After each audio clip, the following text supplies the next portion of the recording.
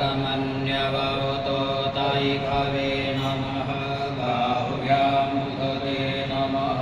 जातेरुदशिवा तनूरघोरा पापकाशिनी दयान सन्वासन्तमया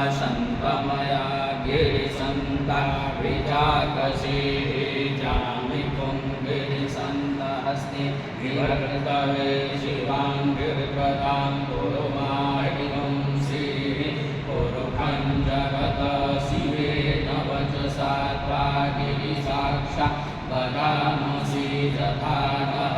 सर्वमिदवलयस्मकं सुमना वशतयवोचदति वक्ता प्रथमो दैव्योदितः